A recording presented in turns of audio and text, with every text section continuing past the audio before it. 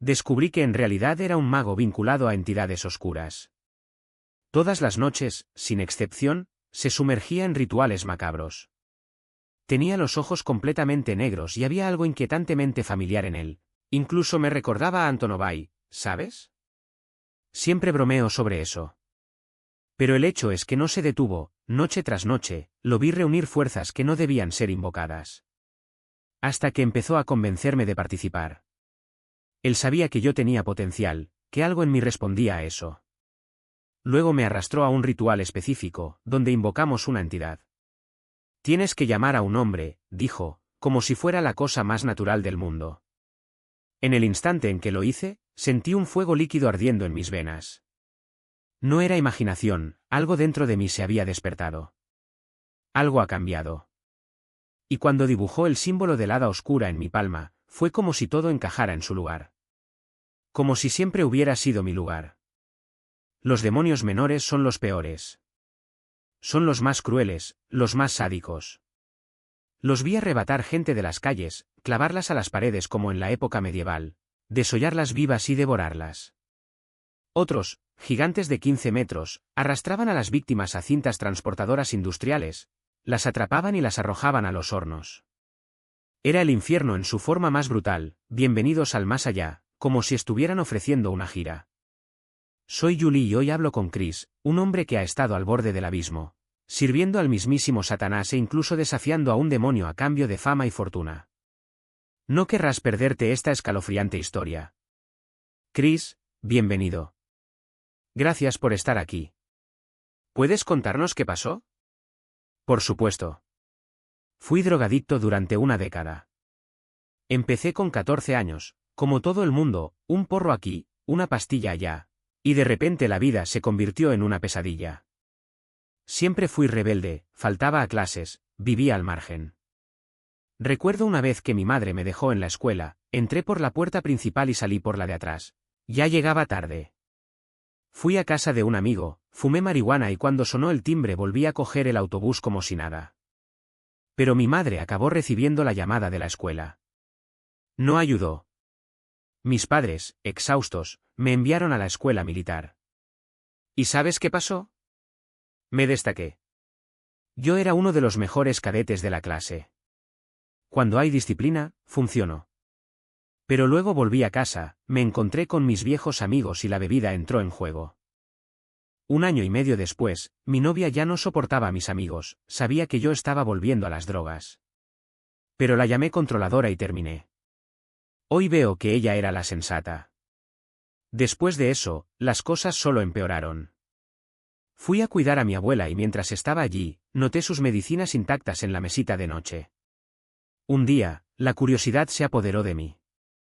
Mi amigo ya había probado algo similar, así que decidí intentarlo.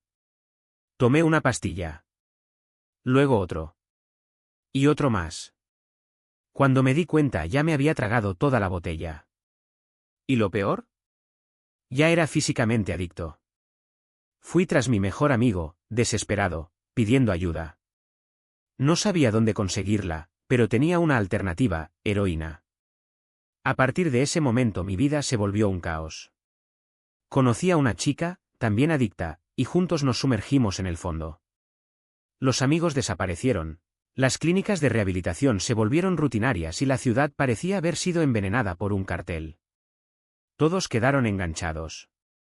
Recuerdo una vez que lo usé con ella. Siempre me arrodillaba para inyectarme, no sé por qué. Ese día la miré y tuve una revelación, me estaba encantando. No era solo una adicción física, era adoración. Espiritualmente, sabía que estaba idolatrando la droga. Y eso me destruyó. Crecí en una familia cristiana, siempre hablaba de Dios, yo era la molesta del grupo que seguía mencionando la fe. Hasta que mis amigos rogaron, Chris, hoy no, por favor. Pero en ese momento, arrodillándome, me di cuenta de que había cambiado a Dios por polvo. Empecé a llorar. Le dije, no merezco esto. Y me hundí en la depresión. Hasta que fui a una clínica de rehabilitación, Black Bear. Fue una de las mejores etapas de mi vida. Creo que porque, por primera vez, me sentí libre. Pero llegó la recaída. Fui a varias clínicas, desde Los Ángeles hasta San Diego, siempre cayendo y levantándome. 2 años después de dejar Black Bear, terminé regresando a uno de ellos. Fue allí donde conocí a Adam. Compartíamos el mismo apartamento, eran unidades pequeñas, donde hacíamos terapia, clases de adicciones y todo lo demás. Y luego lo descubrí, era un mago oscuro. Todas las noches realizaba rituales. La casa se sentía pesada, como si el aire se hubiera convertido en agua, densa y asfixiante. Y no se detuvo. Rechacé la invitación. Y fue entonces cuando las cosas empezaron a ir mal. Primero vinieron los sueños. Pesadillas tan vívidas que me despertaba con un sabor a cobre en la boca, como si me hubiera mordido la lengua hasta hacerla sangrar. En uno de ellos, yo estaba en el escenario, el público estaba en completo silencio, y cuando miré mis manos, ya no eran mías, eran garras negras y retorcidas que arañaban las cuerdas de la guitarra con una precisión sobrenatural. En la otra, vi a Adán parado en medio de un círculo de velas, pero su rostro no tenía ojos, solo 2 cavidades oscuras que absorbían la luz a su alrededor. Me señalaba y susurraba, dijiste que no, pero ya es demasiado tarde. Después de los sueños vinieron los fracasos.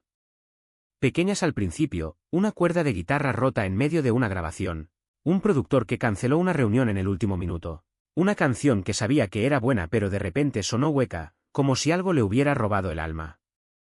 Pero luego las cosas empeoraron. Un contrato que estaba prácticamente firmado fue cancelado sin explicación. Un espectáculo importante fue cancelado por problemas técnicos que nadie pudo identificar. Y lo peor, la inspiración simplemente se secó. Las melodías que alguna vez fluyeron como agua ahora parecían atrapadas detrás de una pared de vidrio. Podía ver las notas, pero no alcanzarlas. Fue entonces cuando me di cuenta de que Adam no estaba bromeando. Él me había advertido. De ahora en adelante, siempre que estés a punto de ganar, fracasarás. Y estaba sucediendo.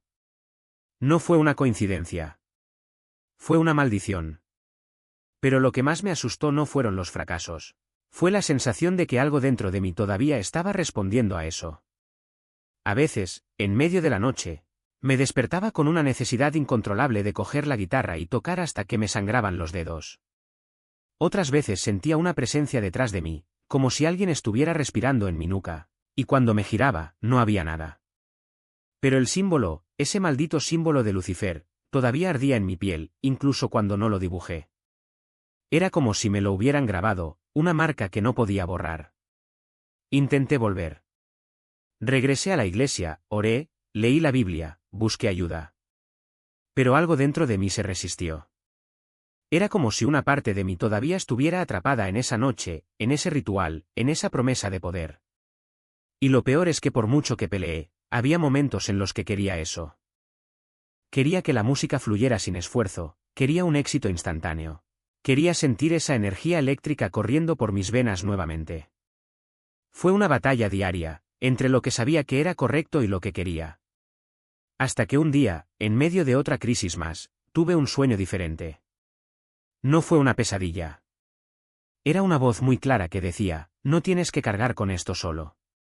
Cuando desperté, sentí que algo se rompía dentro de mí. No fue un alivio inmediato, sino una certeza, no estaba condenado. Todavía había una salida. Pero la pregunta que me rondaba era, ¿cuánto tiempo me quedaba? Porque cada día que pasaba, la oscuridad parecía más fuerte. Y sabía que si no tomaba una decisión radical, pronto no habría vuelta atrás. Abrí los ojos y el mundo volvió en cámara lenta. El sabor metálico en la boca, el peso del cuerpo como si se hundiera en arenas movedizas y ese olor, una mezcla de sudor, plástico quemado y algo más ácido, que también conocía. Pero, sobre todo, estaba su rostro. No fue miedo ni asco. Fue un alivio. Has vuelto, dijo, como si acabara de despertar de una siesta, no de una sobredosis. Y ahí, en ese momento, algo se rompió dentro de mí de una vez por todas. No era la primera vez que me despertaba así. Pero era la primera vez que alguien estaba ahí para hacerme retroceder. No por lástima, no por obligación. Por elección. Y eso dolía más que cualquier aguja, cualquier piedra, cualquier noche perdida en las calles. Me levanté temblorosamente y él me entregó una botella de agua. ¿Bebe? Lentamente. Yo obedecí. Cada sorbo fue como un cuchillo atravesando mi garganta, pero no me detuve. Porque, por primera vez en años, quería vivir. Para mí no, ya me había rendido hace mucho tiempo. Pero para él. Para ese desconocido que llevaba a Narcan en el bolsillo como quien lleva un paraguas en un día lluvioso. Por esa voz que, meses antes, me había susurrado en mi sueño, no tienes por qué cargar esto sola. Pero la vida no perdona a quienes juegan con ella. Y yo lo sabía. Porque, mientras yo tosía y trataba de recomponerme, el tipo, el sobrino del narco, entró en la tienda con una expresión que no dejaba lugar a dudas: tienes que irte. Ya. No fue una sugerencia. Fue una orden. Y lo entendí. En Skid Row, la amabilidad es un lujo que pocos pueden permitirse. Y ya había probado mi suerte. Salí a trompicones y el sol de Los Ángeles me golpeó en la cara como una bofetada. Mis piernas apenas podían sostenerme, pero caminé. Porque si me detenía, la oscuridad volvería a tragarme. Y esta vez, no estaba segura de si alguien estaría ahí para ayudarme a retroceder. Fue entonces cuando lo vi. No fue una señal, no fue un milagro. Era algo más simple, más brutal, una señal. Clínica de metadona, 3 cuadras a la izquierda. Me reí. Una risa seca y sin alegría. 3 cuadras. 3 bloques que bien podrían ser 3 continentes. Pero comencé a caminar. Porque, en ese momento, 3 cuadras eran lo único que separaba la muerte de la última oportunidad. Y no iba a dejar que la muerte ganara. Esta vez no. Por supuesto. Porque así es como funciona la enfermedad. No hay ningún misterio, no hay lógica, solo el vacío de un cuerpo que ya no responde a nada más que a la siguiente dosis. Y se lo di. De nuevo. Porque la dependencia no negocia, no pide permiso. Ella lo toma. Salí de ese lugar con la certeza de que era el final. Pero entonces, como si el universo hubiera decidido jugar conmigo, mis ojos se posaron en algo que no tenía sentido, una inmensa catedral gótica, en medio de esa ciudad podrida. Las torres parecían perforar el cielo y, por un segundo, quise creer que era una señal. No lo fue. Era solo piedra, ladrillo y vidrio. Pero algo dentro de mí, algo que ni siquiera sabía que existía todavía, me hizo detenerme. Hice agradecido. Incluso si no supiera quién. Continué caminando. Y luego los vi. Las mismas caras que me habían ayudado antes, los mismos números que había guardado en el fondo de algún cajón, como si supiera que algún día volvería a necesitarlos. Llamé. Ellos respondieron. Y me llevaron a un lugar llamado Charlie Street, un agujero asqueroso, lleno de chinches y desesperanza, donde la única regla era: si quieres estar limpio, mantente limpio. Si no, lárgate. No apostaron por mí. Pero apuesto por mí mismo. Lo logré. 30 días. 30 días de nada más que mi propia voluntad, mi propia carne rebelándose, mis huesos doliendo como si me los arrancaran uno a uno. Y ahí fue donde la encontré. M.C. Kenna. Estaba destrozada, como yo. Pero había algo en ella, una chispa, una terquedad que igualaba la mía. Cuando la vi supe que no podía dejarla atrás. Entonces la atrapé. Aunque tu madre me odiaba. Incluso si se hubiera escapado de casa sin decir una palabra. Aunque en el fondo sabíamos que no éramos buenas personas. Condujimos hasta Georgia. Hasta las montañas, donde vivía mi mejor amigo, un lugar tan alto que el aire parecía más enrarecido, más limpio. Conseguimos un trabajo. Ahorramos. Y luego, como siempre, encontramos un hogar. Una de esas casitas de madera, con el tejado inclinado, como sacadas de un cuento de hadas. Excepto que no era un cuento de hadas. Era la vida real. Y la vida real, para nosotros, todavía incluía noches en las que la botella pasaba de mano en mano, cuando la sobriedad era un concepto lejano. Fue entonces cuando apareció Caitlin. Se decía lesbiana, pero había algo más en ella, algo que no se trataba solo de deseo, sino de poder. Sobre el control. De cosas que no entendía, pero que sentía en mi piel. Brujería. Hechizos. Ella hablaba de rituales como quien habla del clima, y yo, idiota, la dejé quedarse. Porque en el fondo me gustaba la oscuridad. Me gustaría sentir que hay algo más grande que yo, aunque sea solo una ilusión. Pero MC Kenna no estaba contento.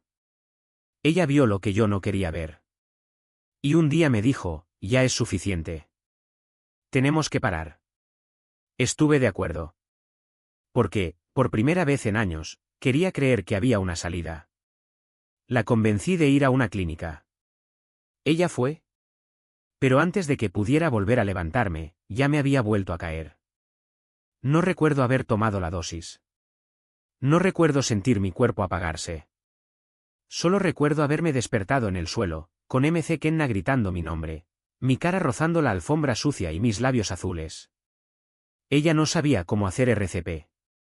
Nadie allí lo sabía. Pero ella lo intentó.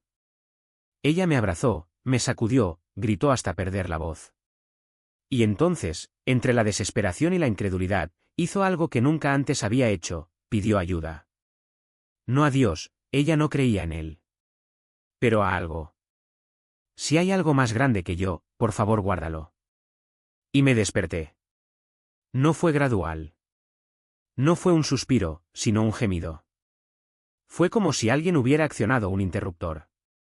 De un segundo a otro me puse de pie, mirándola como si no entendiera por qué lloraba. Llegaron los paramédicos. Me llevaron al hospital. El doctor me miró como si fuera un fantasma. Deberías estar muerto, dijo. Solo me encogí de hombros. MC Kenna todavía no lo creía. Yo tampoco.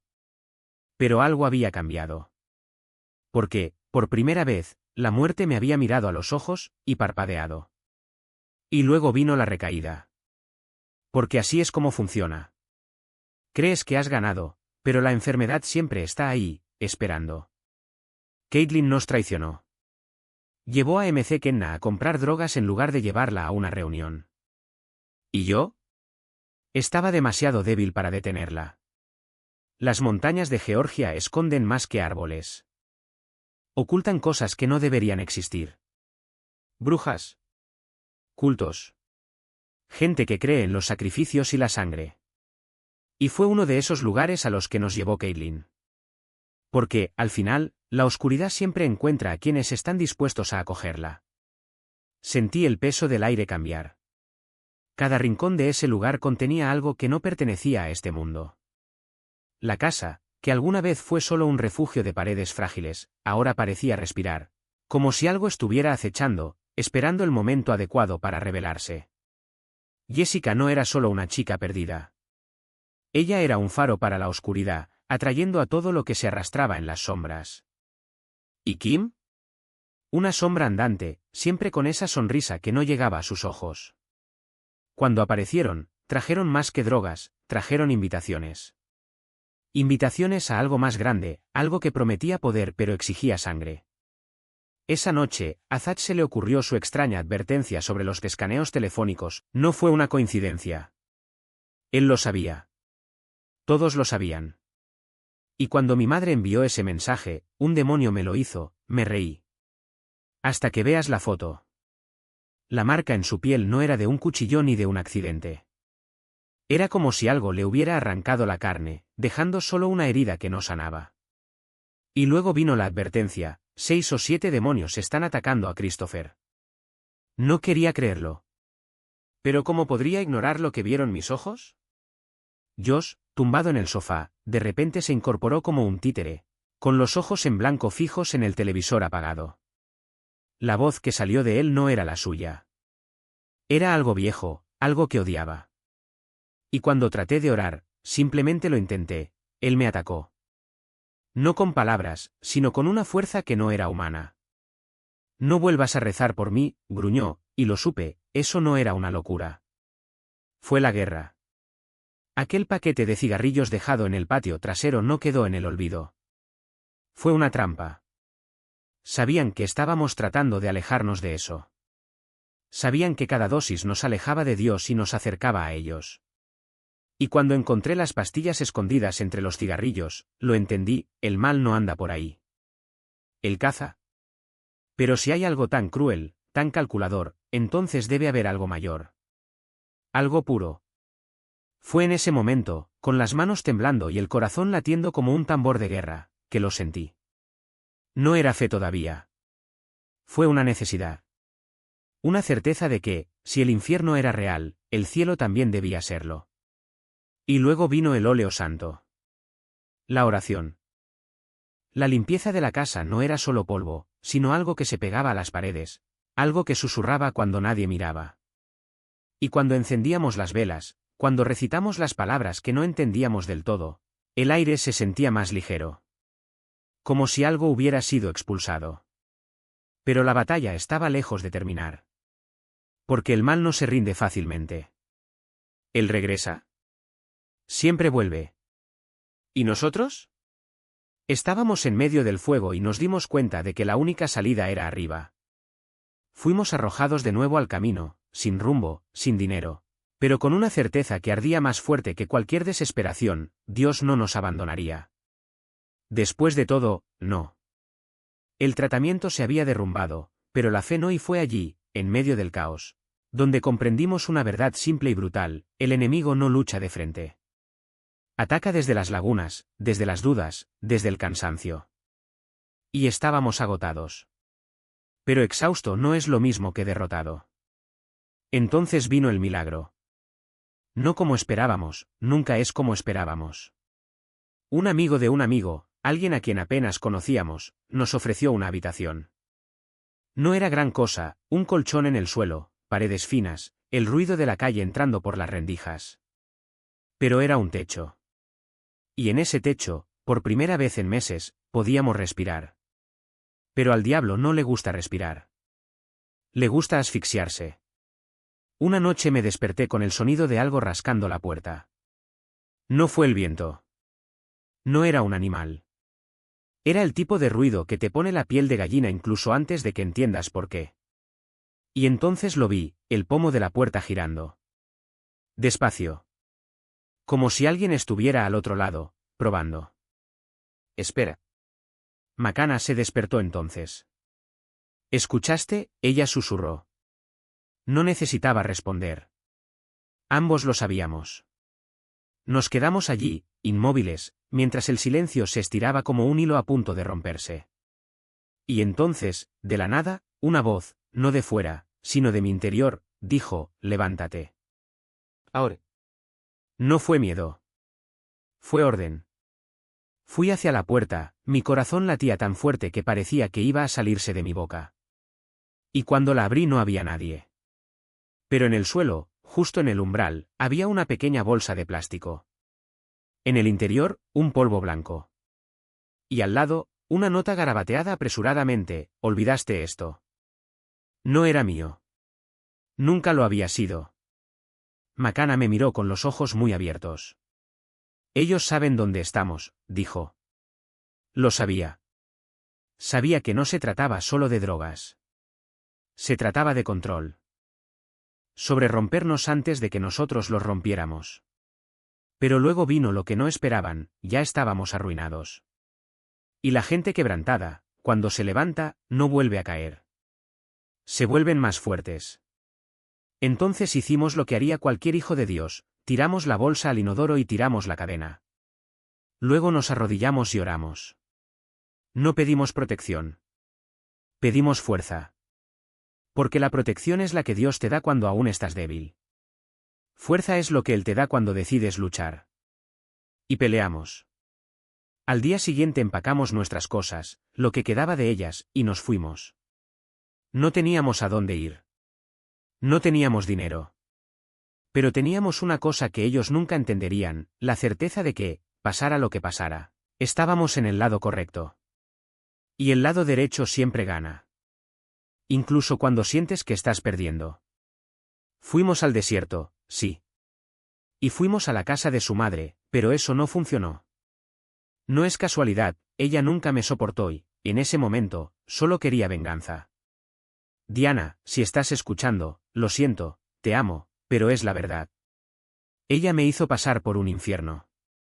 Entonces, partimos de allí. Mi madre estaba en Nevada con mi tía después de que falleciera su esposo. Los encontramos allí y decidimos regresar juntos a Georgia. Una decisión estúpida, volver a la misma casa. Pero fuimos. Llegamos a Nevada y nos pusimos en camino. Y luego, algo sobre Nuevo México, hay algo mal en ese lugar. Una energía pesada y oscura. Cada vez que paso por Albuquerque, lo siento de inmediato. Mi madre también lo sintió. Incluso Dave, que es de allí, está de acuerdo. Y no soy solo yo, otras personas han dicho lo mismo. Algo en esa ciudad no es normal. Nos detuvimos en un hotel y pronto me di cuenta de que no le agradaba al guardia de seguridad. No nos cruzamos, no intercambiamos una palabra, pero la tensión era palpable. Esa noche, mi madre juró que escuchó a dos personas discutiendo afuera e insistió en que uno de ellos era yo. Que estaba peleando con ese guardia de seguridad. Pero no fue así. No recuerdo nada. Lo único que sé es que, al día siguiente, me desperté con un enfado que no era el mío. Luchamos hasta Oklahoma. En Oklahoma City, las cosas explotaron. Fue a la casa de una amiga, sí, teníamos amigos en todas partes, pero todos estaban en el mismo caos. Decidí regresar a casa. Pero estaba borracho, completamente fuera de sí. Me puse en camino con mi perro, paré en una gasolinera, hablé con unas personas. Y cuando estaba a media hora, me di cuenta, había dejado a mi perro allí. Volví corriendo, pero el auto se quedó sin gasolina. Puedes reírte, ahora yo también me río, pero en ese momento fue una pesadilla. Me bajé del coche, atravesé un prado de vacas en medio de la noche y llamé a la puerta de un extraño a las 3 de la madrugada. Llamó a la policía. Llegó el policía y yo, todavía fuera de mí, terminé arrestado. Hasta el día de hoy no sé realmente qué pasó. Mi madre dijo que le tiré un frasco de medicina. Chris, que estaba allí, nos vio en el suelo. Me roció pimienta y me gritó que levantara las manos. Solo recuerdo que tenía las pastillas en la mano, y de repente, ella estaba a metros, diciendo que le había tirado algo. En el coche de policía se quedó hablando conmigo por teléfono. Y yo, sin entender nada, solo repetí, ¿conoces a Jesús? Estaba furiosa. En el hospital, después de que me golpearon, sí, un oficial de policía me dio una patada en la cara y me dijo, no vuelvas a hablarle así a una mujer, todavía no sabía lo que había hecho. Simplemente sabía que estaba atrapada. Los cargos eran absurdos, agresión, resistencia al arresto, agresión a un policía. Cuando vi los periódicos no lo podía creer. Ese no soy yo, pensé. Pero me metieron en una celda de aislamiento, con solo una bata de hospital y un bloque de cemento para dormir. Durante una semana y media me torturaron. Luces encendidas todo el tiempo, guardias burlándose de mí. Lo único sobre lo que tuve que acostarme fue sobre un plato de poliestireno, hasta que uno de ellos me dijo que me bajara. Perdí la cuenta de todo. Simplemente repitió un versículo, una y otra vez, porque no nos dio Dios espíritu de temor, sino de poder, de amor y de dominio propio. 2 Timoteo 1, 7. Lo dijo 1000 veces, como si fuera un escudo. Hasta que, finalmente, me sacaron de allí y me colocaron en el pabellón general. Fue entonces cuando llegó el verdadero miedo. ¿Me van a arrestar por esto? Ken estaba en California y yo estaba sola en Oklahoma. Pero no me rendí. Mientras estaba en casa de mi madre, antes de todo esto, me puse en contacto con su abogado, el fiscal. Escribí cartas sobre su carácter, hice todo lo que pude. Y entonces, un milagro, encontré a nuestro perro en un grupo de mascotas perdidas en Facebook. Lo recogió una mujer y anoté el número, 444. Ese mismo día, todavía en la celda de aislamiento, los presos escribieron cosas en las paredes. Estaba inclinado sobre la barandilla, mirando hacia abajo, cuando vi, HH, pero al revés. Era 44. Y enseguida el abogado vino a decirme, tu perro está bien. No fue una coincidencia. Nunca lo es. Y entonces, sin pensarlo 2 veces, me acerqué a ella. Me temblaban las piernas, pero algo más grande que el miedo me empujaba. Perdón por interrumpir, dije, y ella se detuvo, medio sorprendida, medio esperanzada. Siento que Dios me está diciendo que ore por ti. Tu madre falleció ayer, ¿no? Sus ojos se llenaron de lágrimas al instante. Ella asintió, sin palabras. Puse mi mano en su hombro y oré allí mismo, en medio del pasillo de lácteos, como si el cielo mismo hubiera bajado para abrazarla. Cuando terminé, ella me miró como si acabara de devolverle un pedazo de su alma que ni siquiera sabía que le faltaba. ¿Cómo lo supiste?, preguntó, con la voz quebrada. Solo pude responder, no fui yo. Fue él. Y no es solo eso. El otro día en el trabajo, una compañera se puso a llorar en el baño. Entré a lavarme las manos y lo vi allí, inclinado sobre el lavabo, tratando de contener las lágrimas. No necesitaba preguntar nada. Ya lo sabía, su padre tenía cáncer y no tenía dinero para el tratamiento. No dije una palabra. Me paré junto a él, puse mi mano en su espalda y oré en silencio. Al día siguiente vino a buscarme, pálido de asombro. Amigo, mi tío me acaba de llamar. Él va a pagar todo. ¿Todo? ¿Cómo lo supiste? Sonreí y dije, no lo sabía. Solo lo escuché. A veces la gente me mira raro, como si fuera uno de esos predicadores callejeros que gritan sobre el fin de los tiempos. Pero eso no es todo. No se trata de mí. Se trata de que Él trabaje a través de mí, incluso cuando no quiero, incluso cuando me resisto. Yo no pedí esto. De hecho, huí de ello durante años. Pero ahora lo entiendo, no es una elección. Es un llamado. Y cada vez que sucede, cada vez que alguien me mira como si acabara de realizar un milagro, lo único que puedo pensar es, esto no es una coincidencia. Nunca lo fue. Hoy mi esposa y yo nos levantamos antes del sol, como siempre. Ella amamanta a nuestro hijo mientras yo preparo café y la casa huele a pan tostado y promesas cumplidas. A veces todavía me sorprendo mirando por la ventana, recordando la celda de aislamiento, el frío del cemento, esa sensación de que todo estaba perdido. Pero entonces mi hijo se ríe y su sonido es como una respuesta. Prueba de que, incluso en los momentos en los que dudamos, Él nunca nos abandona. Podría contar más historias, docenas de ellas. Del hombre que apareció de la nada para pagarnos la factura de la luz cuando teníamos cero en el banco. De la mujer que nos regaló un auto viejo pero funcional el día que el nuestro se averió. El trabajo que apareció en el momento exacto en el que más lo necesitaba. Pero la verdad es que no son las historias lo que importan. Lo que importa es lo que quieren decir, que no estamos solos. Que incluso cuando la vida parece un laberinto sin salida, Él está ahí, guiando cada paso, doblando cada esquina con nosotros. ¿Y sabes qué es lo más loco? Todavía no sé cómo se pronuncia ese nombre en el libro de Reyes. Jehoia con Jehoa. Pero no lo necesito. Porque Él ya me ha liberado. Y eso es todo lo que importa. Se aferraron el uno al otro, gritando, suplicando clemencia, pero no la había. Era como si el aire mismo estuviera lleno de desesperación, una oscuridad tan espesa que parecía sofocar incluso la esperanza. Y entonces, de repente, estaba allí, no como espectador, sino como parte de ello. Sentí unas manos ásperas que me arrastraban, garras que me arrastraban hacia el medio de quienes esperaban su destino. El olor a carne quemada y azufre llenó mis pulmones, y supe con una certeza escalofriante que allí era a donde me dirigía. No por elección propia, sino porque le había dado la espalda a aquel que podía salvarme. Pero entonces, justo cuando pensaba que todo estaba perdido, escuché una voz.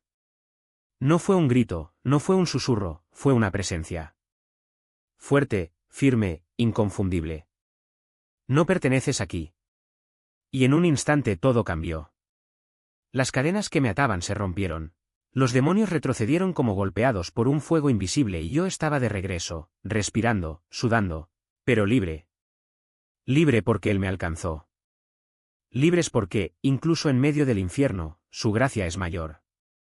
¿Y sabes qué da más miedo? No fue un sueño. No fue una alucinación. Fue real. Tan real como el dolor que sentí al despertar, tan real como el peso en mi pecho que me decía que esto no era solo una visión, sino una advertencia. Una advertencia de que el mal existe, que el infierno no es una metáfora, sino un lugar preparado para quienes rechazan la luz. Y no es por crueldad que Dios nos advierte, es por amor.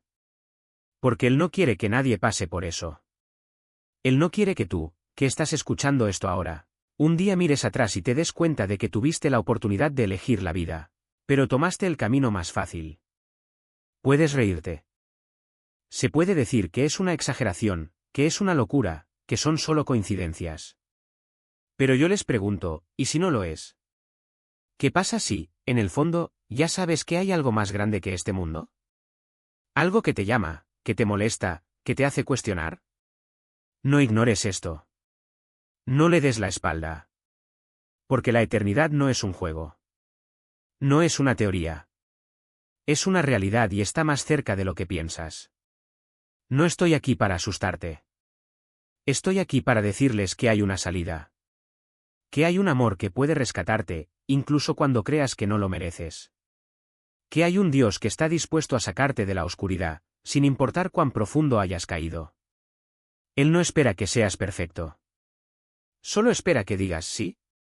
Un sí sincero, aunque sea pequeño, aunque esté lleno de dudas. Porque ese sí es donde comienza todo.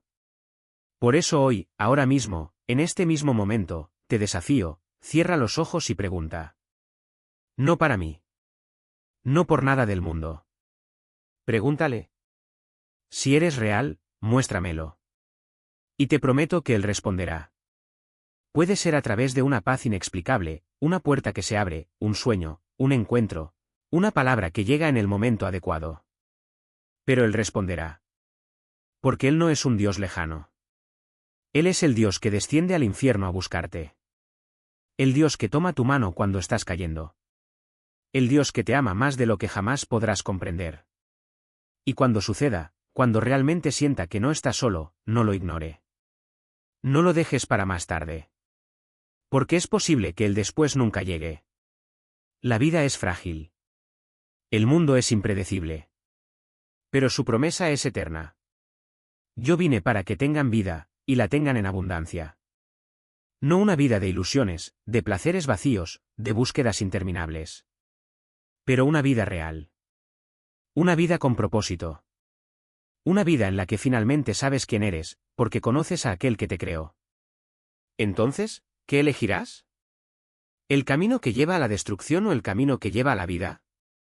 La elección es tuya. Pero recuerda, no se trata de religión. No se trata de reglas. Se trata de una relación. Una relación con el único que puede darte lo que el mundo nunca podrá, la paz verdadera. Verdadera esperanza. Amor verdadero. Y les digo, con toda la convicción de mi corazón, vale la pena.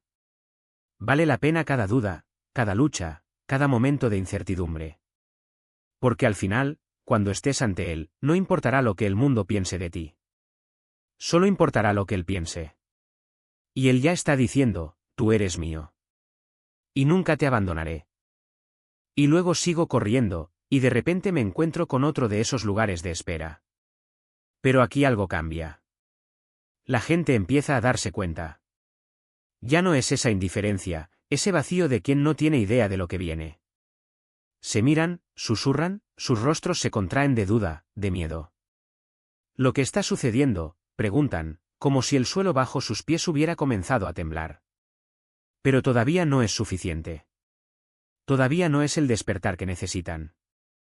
Y luego sigo adelante y encuentro otro grupo. Están atrapados en un ciclo, como si se hundieran en arenas movedizas, sin fuerzas para salir. Pero lo más aterrador no es su desesperación, es el contraste. Porque allá atrás, en primer lugar, la gente sigue como si nada. Reír, fumar, vivir como si el tiempo no se acabara. Como si la eternidad no estuviera llamando a la puerta. Y allí, en este segundo grupo, veo a un viejo amigo. Grito, ruego, ¿no lo entiendes? Esto es real. Esto va a suceder. Despierta. Pero nadie escucha. Nadie excepto él. Un solo hombre, entre decenas, que me mira a los ojos y me dice, creo en ti. Y entonces, de repente, me despierto. O mejor dicho, me despierto, porque eso no fue un sueño. Fue una visión. Y el terror que me paralizó no era un miedo común y corriente. Era el peso de la verdad, tan pesado que me atrapó en la cama durante 4 horas, sin poder parpadear, sin poder respirar profundamente. Nunca en mi vida había sentido algo así. Semanas después, le envié un mensaje de texto a ese amigo. «Estabas en esa visión», le dije. Y él dijo, «Hombre, tuve una experiencia cercana a la muerte. Y vi el infierno».